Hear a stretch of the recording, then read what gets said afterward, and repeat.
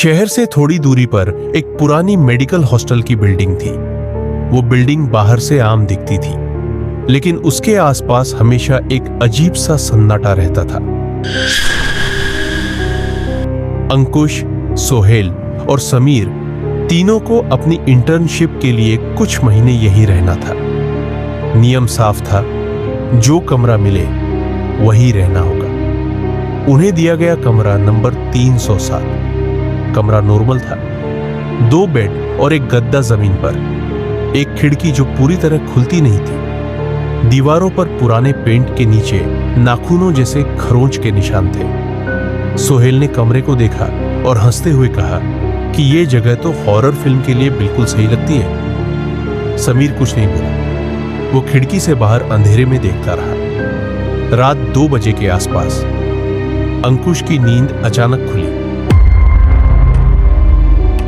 उसे लगा जैसे छत के ऊपर कोई चल रहा हो। धीमे धीमे कदमों की आवाज आ रही थी। अंकुश ने करवट बदली और सोचा कि शायद उसे गलत लग रहा है। कुछ देर बाद आवाज अपने आप बंद हो गई। अस्पताल में दिन हमेशा की तरह बीता, काम, थकान और शोर। दोपहर के समय समीर ने बताया कि उसे रात ठीक से नींद नहीं आई। सोहेल ने हंसते हुए कहा कि पुरानी इमारतों में ऐसा लगना आम बात है। अंकुश ने कुछ नहीं कहा, लेकिन वह बार बार छत की तरफ देख रहा था।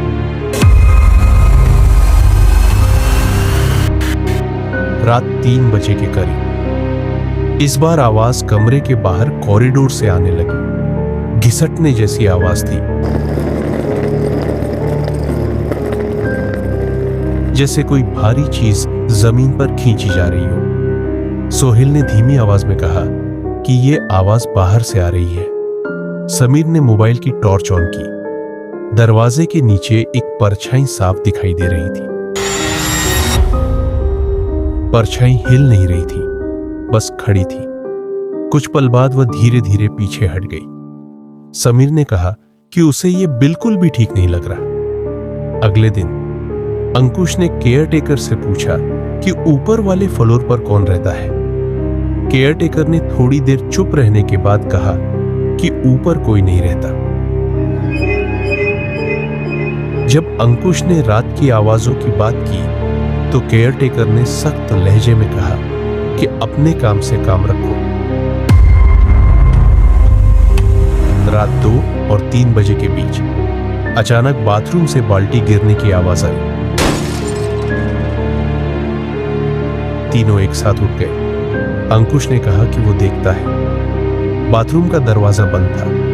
दरवाजा खोलते ही सब रुक गए। बाल्टी सीधी खड़ी थी। शीशे पर गीले हाथों के निशान थे, जबकि फर्श सूखा था। शीशे पर उभरे शब्द साफ दिखाई दे रहे थे, ये कमरा मेरा है। सोहेल ने कांपती आवाज में कहा कि ये सब किसी इंसान का काम नहीं लग रहा। समीर ने कहा कि उसे लग रहा है जैसे कोई उन्हें देख रहा है। समीर पूरे दिन परेशान रहा। उसने कहा कि उसे यहां अब और नहीं रहना है। अंकुश ने वार्डन से बात करने की कोशिश की। वार्डन ने साफ कहा कि अब कोई कमरा बदलना संभव नहीं है। सुबह जब अंकुश की नींद खुली, समीर अपने बिस्तर पर नहीं था। उसका मोबाइल, कपड़े और जूते सब कमरे में थे।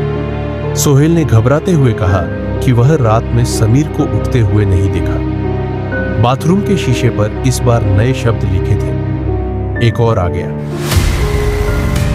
पुलिस आई, कमरे की जांच हुई, पुराने रिकॉर्ड निकाले गए। उनमें लिखा था कि कमरा नंबर 307 5 साल पहले बंद कर दिया गया था।